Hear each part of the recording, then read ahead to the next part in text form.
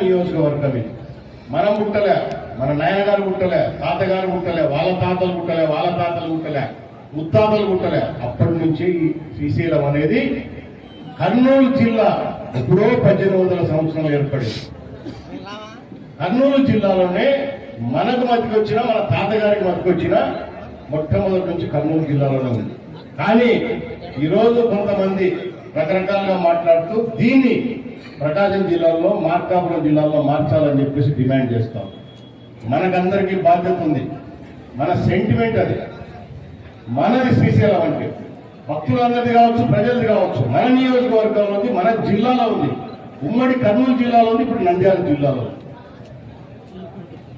So దీనిని మనం కాపాడుకోవాల్సిన బాధ్యత ఉంది. గుర్తుపెట్టుకో, రాజకీయాలన్నీ ఒక ఎత్తు, అభివృద్ధి ఒక ఎత్తు, సెంటిమెంట్స్ ఒక ఎత్తు.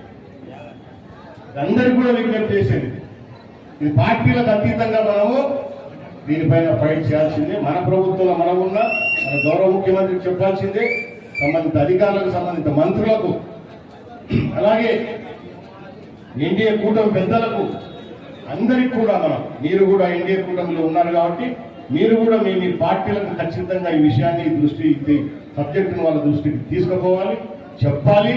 ఖచ్చితంగా శ్రీశైలం నియోజకవర్గము, శ్రీశైలం దేవస్థానం శ్రీశైలం నియోజకవర్గంలో ఉన్నట్టు చూసుకోవాలా, నంద్యాల జిల్లాలో ఉన్నట్టు చూసుకోవాలా, ఉమ్మడి కర్నూలులో ఉన్నట్టు చూసుకోవాల్సిన బాధ్యత. ఒకవేళ అటువంటి జరగకపోతే మన